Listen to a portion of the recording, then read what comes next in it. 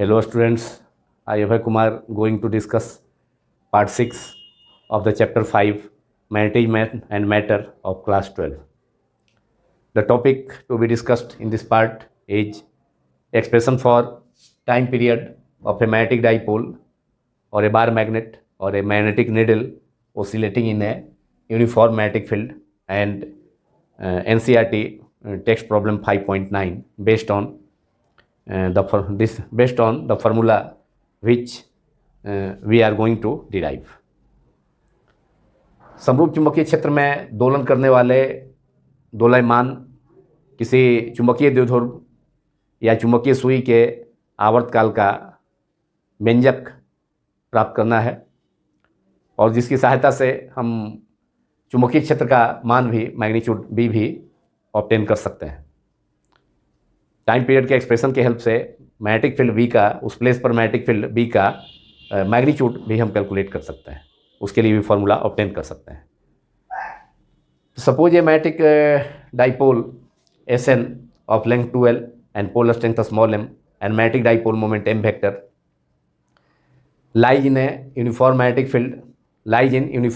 field B vector, and at any instant it is rotated by angle theta in clockwise direction, and at any instant the direction of magnetic needle is theta from the direction of magnetic field. क्षण चुंबक SN जिसका ध्रुव प्रवणता small M है, length 12 है, चुंबकीय आघूर्ण capital M vector है, M vector, magnetic moment इसका सपोज करेंगे एम वेक्टर, पोलर स्ट्रेंथ है एम है, पोलर स्ट्रेंथ बार मैग्नेट का, polar strength is the attraction power of each pole of the magnetic pole of the bar magnet. M भी the polar strength है, suppose कर लेते हैं, let M be the polar strength of the each pole of the bar magnet, polar strength of each pole of the magnetic dipole, जो कि एक bar magnet, छोटा bar magnet भी हो सकता है या कंपास नेडल भी हो सकता है. यहाँ हमने एक बार मैग्नेट लिया है. Each pole, polar strength of each pole of the magnetic dipole,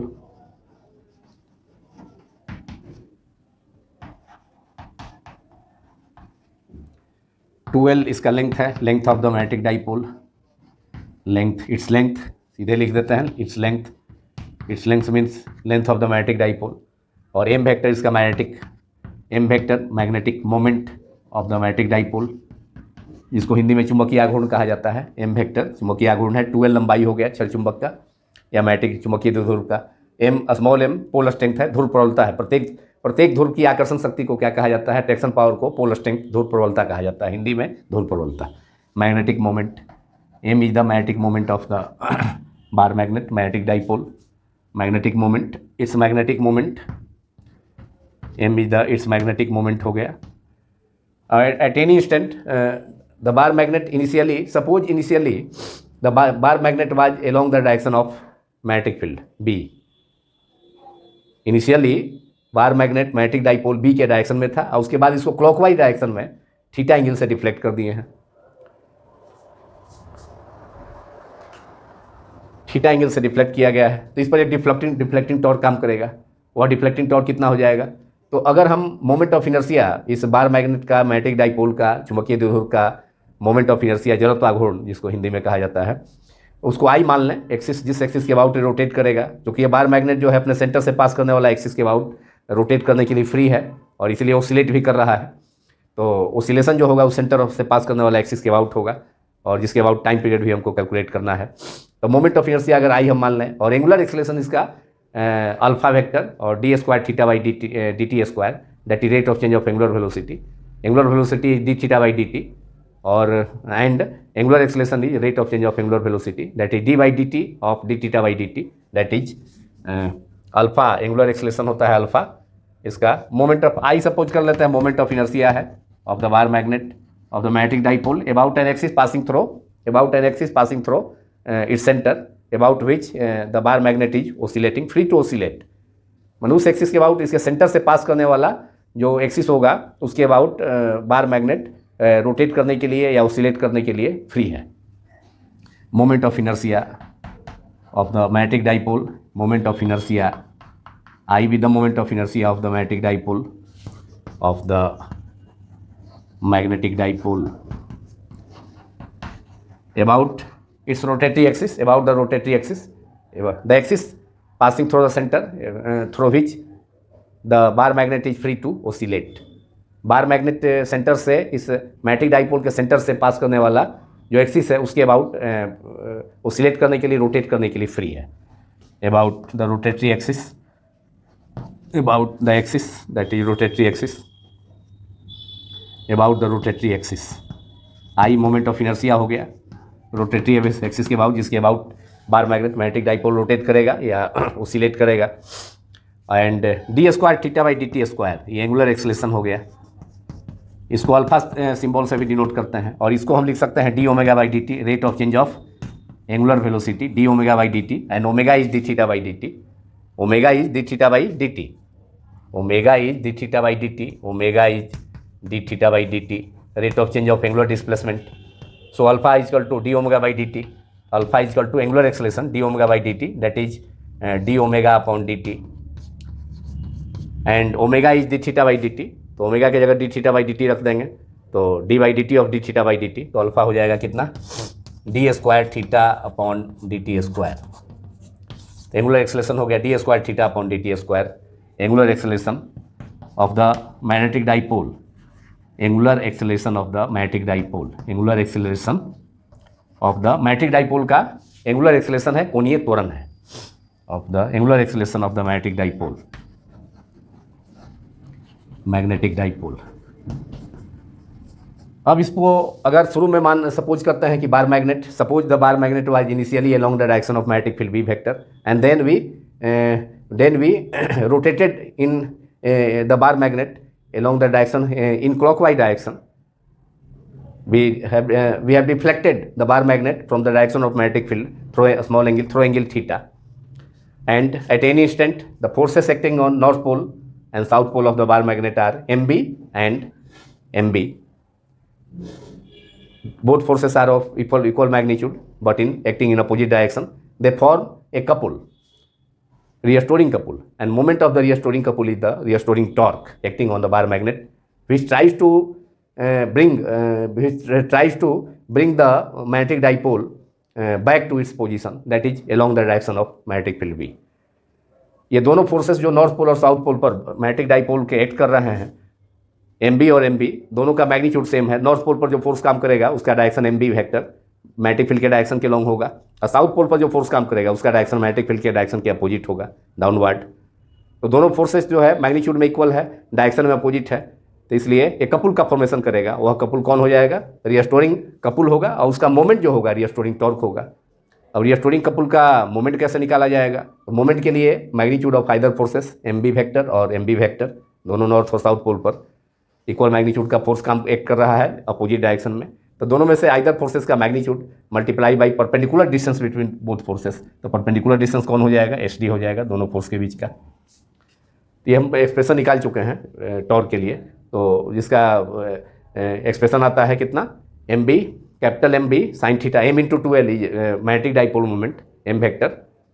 तो मैग्नेटिक डाइपोल मोमेंट का जो मैग्नीट्यूड होगा एम हो जाएगा, M B sine theta restoring torque का एक्सप्रेशन होगा, जो कि बार मैग्नेट को मैग्नेटिक डाइपोल को मैग्नेटिक फील्ड बी के लॉन्ग ले जाने का ट्राई करेगा. लेकिन पहले हमने उसको डिफ्लेक्ट किया है. बार मैग्नेट को शुरू में बार मैग्नेट बी के लॉन्ग था मैग्नेटिक फील्ड के डायरेक्शन में, और वहाँ से थीटा एंगल से क्लॉकवाइज डायरेक्शन में रोटेट किया है. तो क्लॉकवाइज डायरेक्शन में जब इसको डिफ्लेक्ट किया है तो इस पर एक डिफ्लेक्टिंग टॉर्क भी काम करेगा, टॉ डी हो जाएगा. वो डिफ्लेक्टिंग टॉर्क हो गया जो कि क्लॉकवाइज डायरेक्शन में वर्क करेगा, और रिस्टोरिंग टॉर्क उसको अपोज करेगा. इक्विलिब्रियम में दोनों इक्वल हो जाएगा, मतलब deflecting torque equal to restoring torque.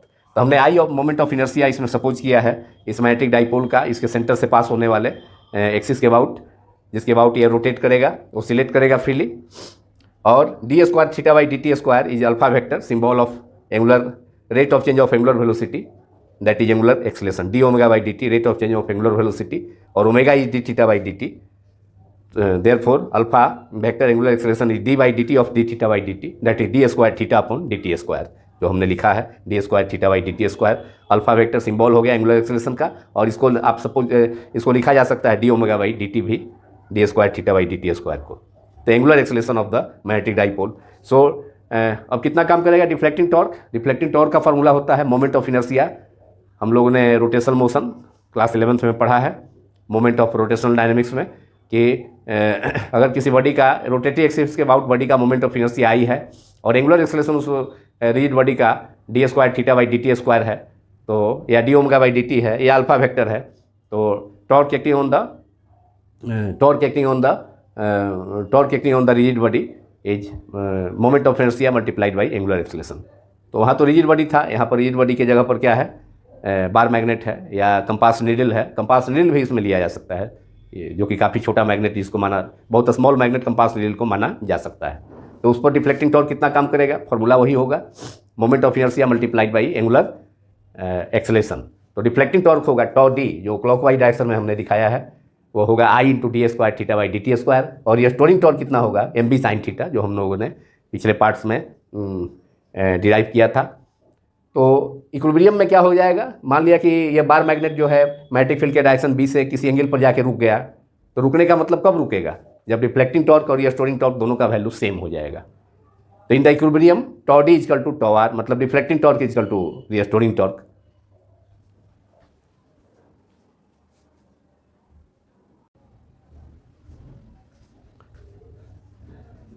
Now deflecting torque acting on the magnetic dipole is using the formula deflecting torque acting on the magnetic dipole tau d, उसको टॉ symbol होता है और डी मीन्स डिफ्लेक्टिंग, सफिक्स में D यहाँ लगा देंगे। Acting on the magnetic dipole using the formula from rotational dynamics, magnetic dipole is tau d is equal to I, moment of inertia about an axis, moment of inertia about the axis, about the moment of inertia of the magnetic dipole about the axis about which the magnetic dipole is free to oscillate. तो tau d is equal to moment of inertia I multiplied by angular acceleration d square theta upon dt square. This is equation 1.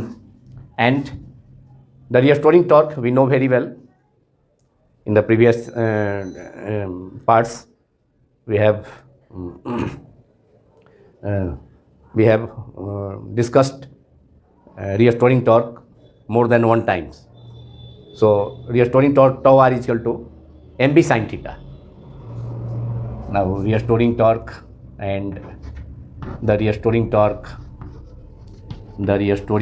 acting on the magnetic dipole, restoring torque जिसको हिंदी में प्रत्यानयन बल आघूर्ण कहा जाएगा, विरोधी बल आघूर्ण है, जो कि विक्षेपक बल आघूर्ण, डिफ्लेक्टिंग जो टॉर्क है इसको विक्षेपक बल आघूर्ण हिंदी में कहा जाता है।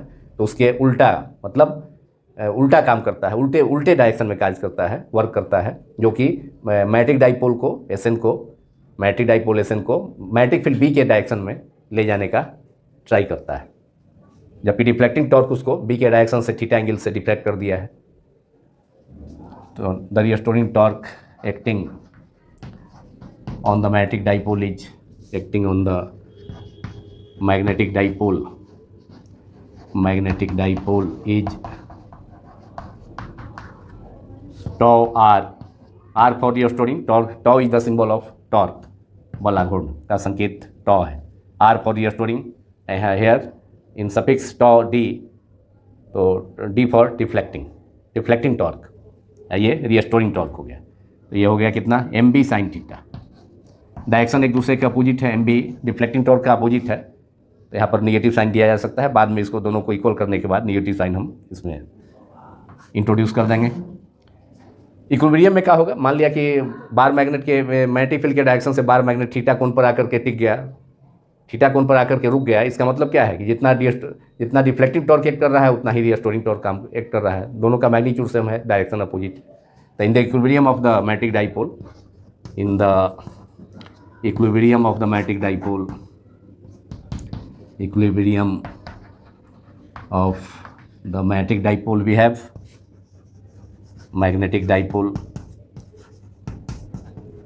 मतलब चुंबकीय जो मैग्नेटिक चुंबकीय द्विध्रुव है या छड़ चुंबक है, छोटा छड़ चुंबक या चुंबकीय सुई है, तो उसके संतुलन की स्थिति में, इक्विलिब्रियम मीन्स संतुलन की स्थिति में, जब वो रेस्ट में आ गया थीटा एंगल पर डिफ्लेक्ट होने के बाद, तो रेस्ट में क्यों आया? क्योंकि जितना डिफ्लेक्टिंग टॉर्क उस पर एक्ट कर रहा है उतना ही मैग्नीट्यूड का रिस्टोरिंग टॉर्क भी एक्ट कर रहा है, डायरेक्शन अपोजिट है। इसलिए मैग्नेटिक फील्ड बी के डायरेक्शन से, बी वेक्टर के डायरेक्शन से ये मैग्नेटिक डाइपोल चुंबकीय द्विध्रुव थीटा कोण पर आकर के रुक गया, यहाँ रेस्ट में आ गया।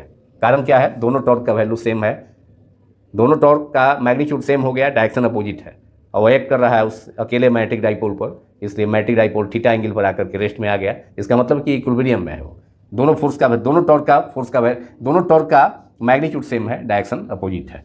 इसका मतलब ये हुआ in the equilibrium of the magnetic dipole deflecting torque का magnitude tau D equal to tau R, deflecting torque equal to restoring torque. और डिफ्लेक्टिंग टॉर्क कितना है? I into moment of inertia, I the capital I moment of inertia, I into D square theta upon D T square is the angular acceleration equals to tau are is M B sine theta, M B sine theta. ये दोनों equal कर दिया और यहाँ negative sign यहाँ apply किया, इसलिए कि रिस्टोरिंग टॉर्क का जो डायरेक्शन है वह deflecting torque I into D square theta by D T square का अपोजिट है, इसलिए here negative sign is introduced.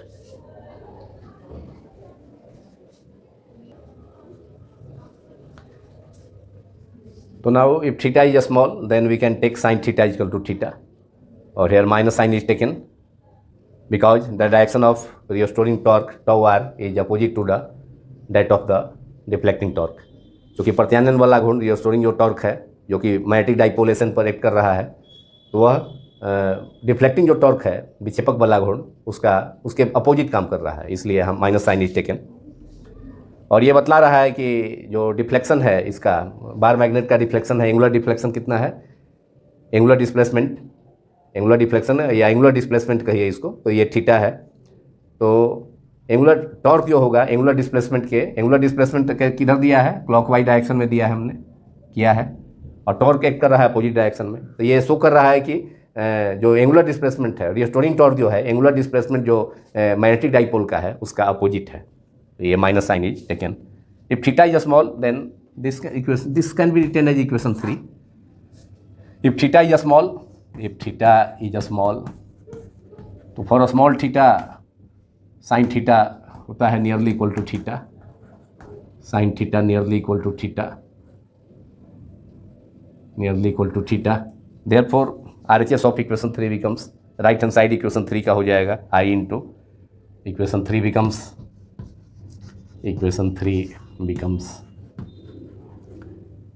Becomes I moment of inertia multiplied by angular acceleration D square theta by D T square equals to minus M B into theta, sine theta is taken as theta if theta is small, और D square theta upon D T square equals to minus M B upon I into theta.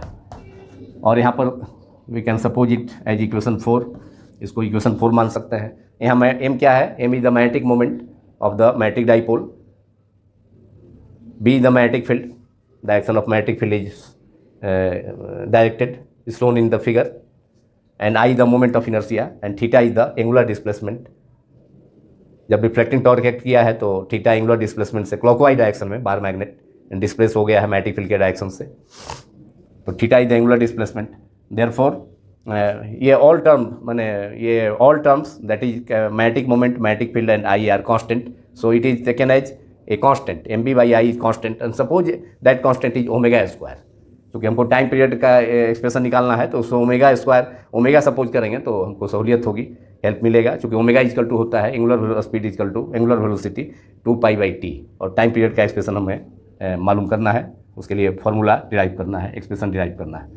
M B by आई को constant मान लेते हैं, और D square theta upon D T square equals to minus omega square into theta, equation number 5 suppose it.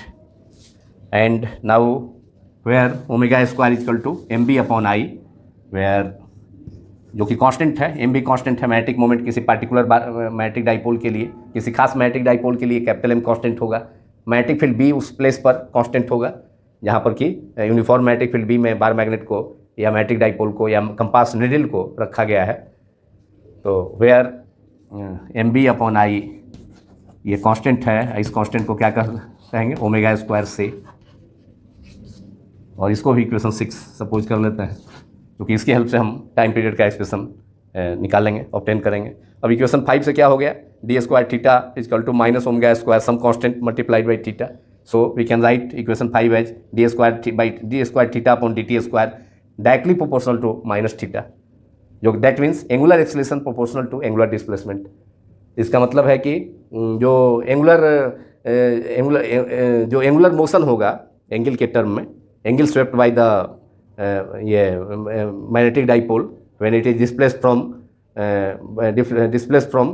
when it is deflected from the direction of magnetic field B by the deflecting torque।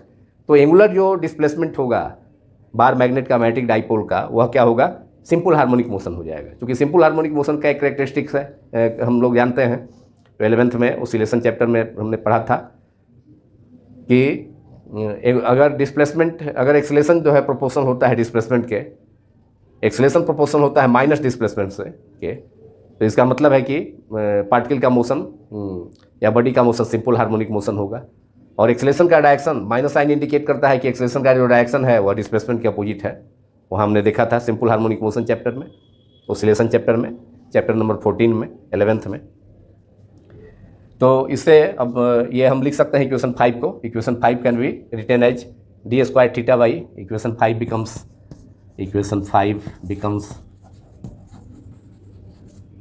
equation 5 becomes d square theta upon dt square inverse ये is proportional to minus theta, that is angular displacement d square theta by dt square is the angular acceleration, और ये proportional हो गया किसके, angular displacement theta के minus sign के साथ, जो बताता है कि डायरेक्शन जो है वह दोनों का जो डायरेक्शन है वह एक दूसरे के क्या है, अपोजिट है।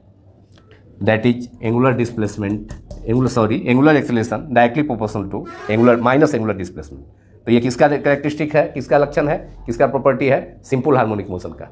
माने यहाँ जो एंगुलर डिस्प्लेसमेंट होगा थीटा, मतलब जो कि मैग्नेटिक डाइपोल का होगा, तो एंगुलर जो मोशन होगा, एंगुलर डिस्प्लेसमेंट थीटा, मतलब एंगुलर जो मोशन है आपका, कहने का मतलब है मैग्नेटिक डाइपोल का, वो सिंपल हार्मोनिक मोशन हो जाएगा। क्योंकि सिंपल हार्मोनिक वाला मोशन का जो कैरेक्टरिस्टिक है वह जो है हमको ऑब्टेन हो रहा है इसके इक्वेशन से, इक्वेशन नंबर 5 से।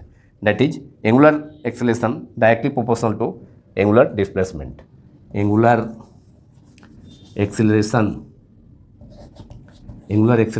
Is directly proportional to minus angular displacement. Minus sign आया था जो कि बतला रहा था कि जो रिस्टोरिंग टॉर्क का जो डायरेक्शन है वह है एंटी क्लॉकवाइज, जबकि डिफ्लेक्शन जो किया गया है एंगुलर डिस्प्लेसमेंट बार मैग्नेटिक डाइपोल का वह क्लॉकवाइज है। तो दोनों एक दूसरे के अपोजिट था, इसलिए माइनस साइन आया था। और यहाँ भी acceleration is proportional to minus acceleration, angular acceleration proportional to angular displacement. Angular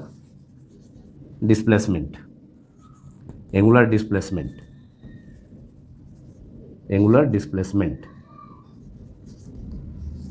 मतलब कोणीय त्वरण D square theta by D T square, वह कोणीय विस्थापन थीटा, एंगुलर डिस्प्लेसमेंट इसको कहा जाता है हिंदी में, कोणीय विस्थापन के डायरेक्टली प्रोपोर्शनल है। और माइनस साइन बता रहा है कि डायरेक्शन, वहाँ भी सिंपल हार्मोनिक मोशन में डिस्प्लेसमेंट एक्सेलरेशन जो था वह डिस्प्लेसमेंट के अपोजिट था।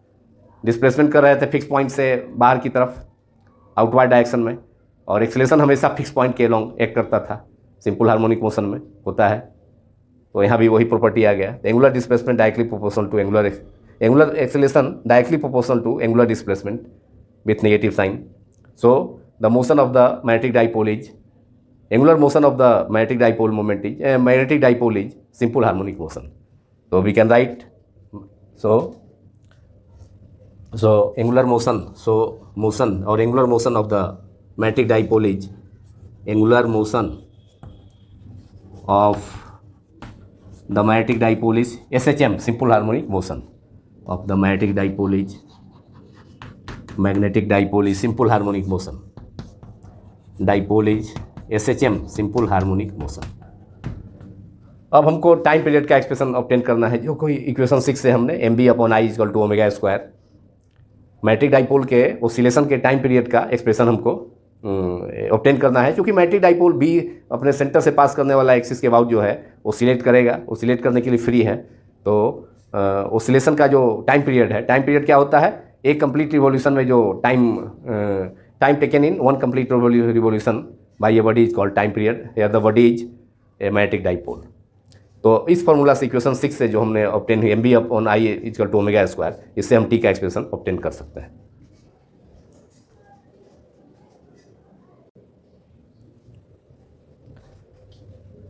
Now for the time period of oscillation of the magnetic dipole, we have omega square equals to mb upon I. M is the magnetic moment, dipole moment of the magnetic dipole. B is the magnetic field. I is the moment of inertia, which is from equation 6 अभी जो हमने obtain किया था। और omega angular speed, angular velocity 2 pi upon T, 2 pi upon T square equals to M B upon I, और T upon 2 pi equals to polar देंगे तो इसको उल्टा कर देते हैं, तो T upon 2 pi square equal to I by M B. Therefore T upon 2 pi equals to root under, अगर स्क्वायर हटाते हैं इधर से एलएचएस में, I upon M B, root under I upon M B. Therefore T equals to 2 pi root under I upon M B. This is the expression, required expression. This is the required expression, that is expression for time period of oscillation of a magnetic dipole inside the uniform magnetic field. किसी चुंबकीय द्विध्रुव का समरूप चुंबकीय क्षेत्र में दोलन के आवर्तकाल का ओसिलेशन के टाइम पीरियड का एक्सप्रेशन है। तो this is the required expression जो हमको ऑब्टेन करना था। This is the required expression, केवल लिख देंगे काम चल जाएगा, इसलिए कि ऊपर तो हेडिंग दिया है ही, expression for time period, required expression.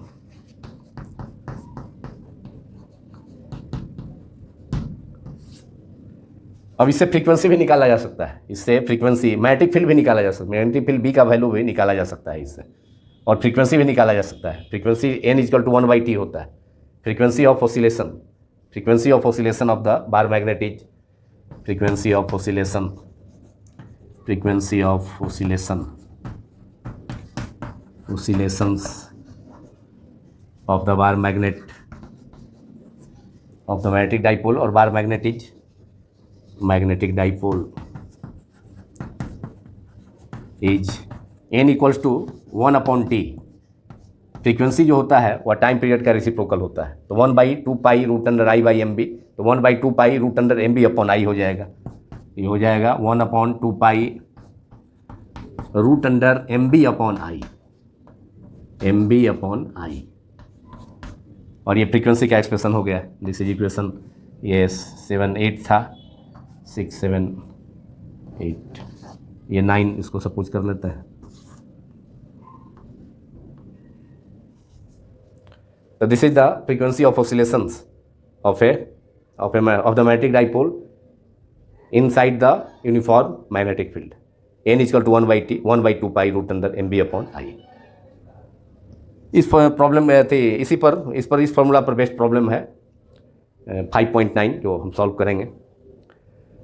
और इससे मैग्नेटिक फील्ड भी, जिस प्लेस पर बार मैग्नेट जो है फ्रीली बार मैग्नेट ओसिलेशन करने के लिए फ्री है, अपने एक्सिस से, अपने सेंटर से पास करने वाला एक्सिस के अबाउट, तो उस प्लेस पर मैग्नेटिक फील्ड का भी वैल्यू यहाँ कैलकुलेट कर सकते हैं। मैग्नीट्यूड ऑफ द, इस फॉर्मूला से टाइम पीरियड के एक्सप्रेशन से, ये टाइम पीरियड का एक्सप्रेशन है, तो टाइम पीरियड के एक्सप्रेशन से हम मैग्नेटिक फील्ड का उस पार्टिकुलर प्लेस पर जहाँ पर कि मैग्नेटिक डाइपोल सस्पेंडेड है फ्रीली, या ओसिलेशन करने के लिए फ्री है, फ्री टू ओसिलेट, तो उसका उस प्लेस पर मैग्नेटिक फील्ड का मैग्नीट्यूड भी डिटरमाइन किया जा सकता है इस फॉर्मूला से। तो उसके लिए क्या हो जाएगा, स्क्वायर कर देंगे दोनों तरफ, तो T square is equal to 4 pi square I upon M B, क्योंकि स्क्वायर रूट है, तो स्क्वायर रूट से स्क्वायर जब करेंगे तो रूट जो है रूट स्क्वायर से न्यूट्रलाइज हो जाएगा, तो इसलिए T square is equal to 4 pi square I upon M B. Therefore B is equal to 2 pi I M by T square. B को ऊपर ले जाएंगे, यहाँ एक्सचेंज कर देंगे न्यूमरेटर से, मैंने टाइम पीरियड को यहाँ टाइम पीरियड के स्क्वायर को नीचे ले आएंगे और इसको ऊपर ले जाएंगे। तो इक्वेशन 8 से मैग्नेटिक फील्ड का भी value, magnitude of magnetic field obtain कर सकते हैं इक्वेशन 8 से, मैंने इस टाइम पीरियड के एक्सप्रेशन से, टाइम पीरियड और मैग्नेटिक डाइपोल के एक्सप्रेशन से। तो उसके लिए क्या करना होगा, B is equal to, from equation 8 we have from equation 8 magnitude of magnetic field is given by magnitude of magnetic field. Magnetic field B vector का जो मैग्नीट्यूड बी होगा वह ऑब्टेन हो सकता है बी इक्वल्स टू स्क्वायर करने पर 4 pi square moment of inertia capital I upon M capital M multiplied by T square. B को जो डिनोमिनेटर में है तो उसको एक्सचेंज कर दिए न्यूमरेटर में टी के जगह पर, और टी स्क्वायर चूँकि स्क्वायर करेंगे तब रूट समाप्त होगा तो टी स्क्वायर जो है नीचे आ जाएगा. तो बी इजकल टू वैल्यू माने magnitude of magnetic field B at that place where magnetic dipole is oscillating is B is equal to 4 pi square I upon M into capital T square. M replace माने B replace हो गया, यहाँ पर exchange हो गया, B ऊपर numerator में आ गया और टी स्क्वायर नीचे आ गया, that is 4 pi square I upon M into T square. This is the expression for magnitude of the magnetic field. From using this formula we can obtain the magnitude of magnetic field at any place where at that place where magnetic dipole is oscillating. ये topic हो गया, expression हमने निकाल दिया time period का, और इस time period के हेल्प से मैग्नेटिक डाइपोल का time period uniform magnetic field में का एक्सप्रेशन हमने टाइम पीरियड ऑफ ऑसिलेशन के लिए ऑब्टेन किया इक्वेशन 8 में, और फ्रीक्वेंसी के लिए इक्वेशन 9 में n इक्वल टू 1/t, क्योंकि फ्रीक्वेंसी टाइम पीरियड का रेसिप्रोकल होता है तो ये हो जाएगा 1/2 pi root under M B upon I. और इक्वेशन 8 के हेल्प से टाइम पीरियड के एक्सप्रेशन से जिस प्लेस पर मैग्नेटिक डाइपोल ऑसिलेट कर रहा है तो उस प्लेस पर मैग्नीट्यूड ऑफ मैग्नेटिक फील्ड भी ऑब्टेन किया जा सकता है with the help of equation 9 after putting the value of I moment of inertia of the magnetic dipole, magnetic momentum and time period. We can obtain the value of magnitude of magnetic field at that place very easily.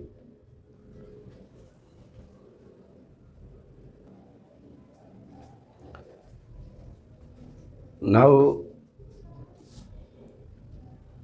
a problem 5.9 from the NCERT textbook, which is based on the formula for time period of oscillation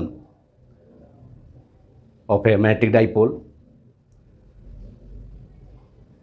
The problem is a circular coil of 16 turns and radius 10 cm carrying a current of 0.75 ampere.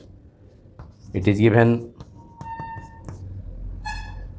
Coil है, number of turns n equal to capital N equal to 16 turns है, और coil का radius है 10, circular coil है तो radius 10 cm, r equal to 10 cm, that is 10/100 metre, that is 10/100 metre हो जाएगा SI unit में, that is 0.1 metre, 1/10 metre that is 0.1 metre. And current I equals to circular रूप से जो करंट है 0.75 ampere. Rests with its plane normal to an external magnetic field of magnitude 5.0 into 10⁻² tesla. तो circular coil जो है वो magnetic field, external magnetic field के जिसका magnitude 5 into B equal to external magnetic field is 5 into 5.0 into 10⁻² tesla. तो external magnetic field का magnitude 5.0 into 10⁻² tesla है, और इसके डायरेक्शन के माने इसके प्लेन के डायरेक्शन के जो सर्कुलर कॉइल का प्लेन है वह एक्सटर्नल मैग्नेटिक फील्ड जिसका मैग्नीट्यूड 5 इंटू 10⁻² टेस्ला है उसके परपेंडिकुलर रेस्ट कर रहा है, रेस्ट में है, शुरू में रेस्ट कर रहा है, रेस्ट में है. The coil is free to turn about an axis in its plane perpendicular to the field direction. और यह जो कॉइल है सर्कुलर कॉइल वह फील्ड डायरेक्शन के परपेंडिकुलर एक्सिस में उस एक्सिस के अबाउट रोटेट करने के लिए फ्री है जो कि फील्ड डायरेक्शन के क्या है, प्लेन के परपेंडिकुलर है. फील्ड मैग्नेटिक फील्ड के डायरेक्शन के प्लेन के परपेंडिकुलर जो एक्सिस है उसके अबाउट सर्कुलर कॉइल रोटेट करने के लिए फ्री है. When the coil is turned slightly and released it oscillates about its stable equilibrium with a frequency of 2.0 per second. जब कॉइल को थोड़ा सा स्लाइटली डिस्प्लेस किया जाता है, टर्न किया जाता है, डिस्प्लेस किया जाता है एंड उसके बाद छोड़ दिया जाता है तो यह स्टेबल इक्विलिब्रियम में विथ है it oscillate about stable equilibrium means the direction of the coil is along the stable equilibrium means theta equal to 0, that is angle between the current carrying circular coil which produces magnetic field and direction of magnetic field is zero. Stable equilibrium का case हमने देखा था bar magnet में, जब bar magnet magnetic field के direction के long होता है, सेम डायरेक्शन में, उसी के डायरेक्शन के लॉन्ग, मैग्नेटिक फील्ड के डायरेक्शन के लॉन्ग अगर बार मैग्नेट होता है, मैग्नेटिक डाइपोल होता है, तो स्टेबल इक्विलिब्रियम का केस होता है, that is theta equal to zero. तो यहाँ पर भी कॉइल को थोड़ा सा उसको टर्न करके स्लाइटली थोड़ा सा और उसके बाद छोड़ दिया जाता है, तो ये ऑसिलेट करता है स्टेबल इक्विलिब्रियम में कितने फ्रीक्वेंसी के साथ, 2.0 पर सेकेंड। मैंने 1 सेकेंड में फ्रीक्वेंसी क्या है, number of rotation, number of vibration और number of rotation made by the here the circular coil, number of rotation, number of revolution made by the circular coil here in this case about the axis, rotatory axis is called frequency। तो 1 second में कितना oscillation हो रहा है पर second, 1 second में जो है 2 रिवॉल्यूशन कर रहा है, 2 रिवॉल्यूशन फ्रीक्वेंसी हो गया, 2 रिवॉल्यूशन 2.0 रिवॉल्यूशन पर सेकेंड। तो what is the moment of inertia of the coil about the axis of rotation, तो मोमेंट ऑफ इनर्शिया निकालना है। और एक डाटा प्रोवाइड है इसमें, एन इक्वल टू फ्रीक्वेंसी दिया है, number of rotation made by the circular coil about the axis is 2 पर सेकेंड, 2.0 पर सेकेंड, दैट इज 2 पर सेकेंड। फ्रीक्वेंसी का यूनिट 2 पर सेकेंड है, और निकालना है मोमेंट ऑफ इनर्शिया, कैलकुलेट करना है आई, कैपिटल आई। तो टाइम पीरियड का फॉर्मूला हम इसमें यूज करेंगे, टी इक्वल टू 2π√i/mb, या नहीं तो फ्रीक्वेंसी दिया है तो फ्रीक्वेंसी का फॉर्मूला उसका जस्ट रेसिप्रोकल था टाइम पीरियड का, उसका यूज करेंगे और पुट कर देंगे सभी वैल्यू। और यहाँ पर जो मैग्नेटिक मोमेंट होगा करंट लूप का, मैग्नेटिक डाइपोल मोमेंट, उसका हम निकाल लेंगे। वो जो है मैग्नेटिक डाइपोल मोमेंट हो जाएगा capital M equal to NIA। Current loop का मैग्नेटिक डाइपोल मोमेंट हम लोगों ने फॉर्मूला ये पढ़ा भी था चैप्टर 4 में। Current loop as a magnetic dipole behaves as a current loop behaves as a magnetic dipole, तो उसमें एक्सप्रेशन भी NIA हम लोगों ने ऑब्टेन किया था। NIA हो गया, और N है 16 है, N इक्वल टू इसको लिखा जा सकता है NI, और एरिया का वैल्यू हम लिख लेते हैं, क्योंकि सर्कुलर कॉइल है, एरिया हो जाएगा πr²। अब इसका मैग्नेटिक मोमेंट हो गया, magnetic moment of the circular current loop, M equal to NIA, that is NI, area हो गया πr², क्योंकि सर्कुलर कॉइल है, सर्किल का एरिया πr² होता है। अब हम फार्मूला का यूज करेंगे, उसके बाद मोमेंट ऑफ इनर्शिया का वैल्यू आसानी से ऑब्टेन हो जाएगा।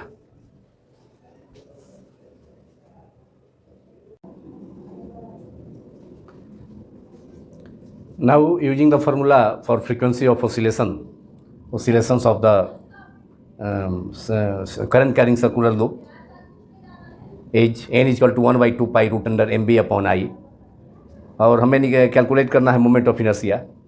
तो squaring on both sides we get n² equal to 1/4π² mb/i। Squaring on both sides we get, और n² इक्वल्स टू 1/4π²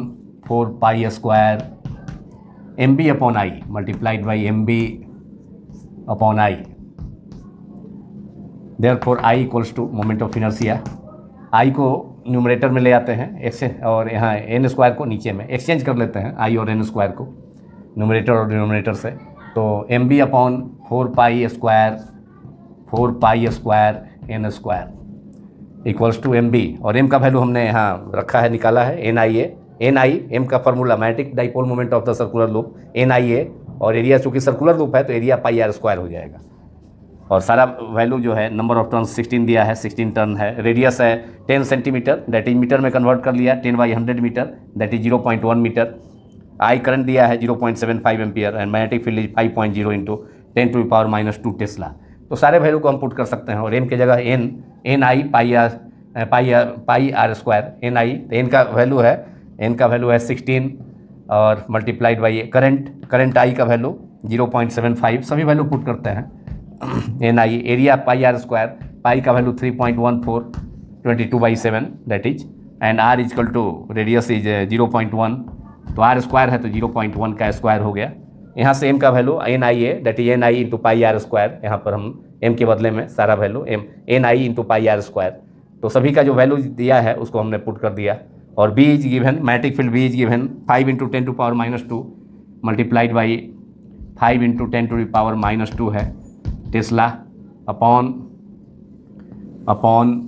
4, और π² है तो दैट इज 3.14 का स्क्वायर, एक पाई से कैंसिल हो जाएगा, ऊपर में पाई का वैल्यू 3.14 और यहाँ 3.14 स्क्वायर, एक पाई यहाँ से कैंसिल हो जाएगा, माने पाई स्क्वायर कैंसिल हो जाएगा, 3.14 बचेगा नीचे में।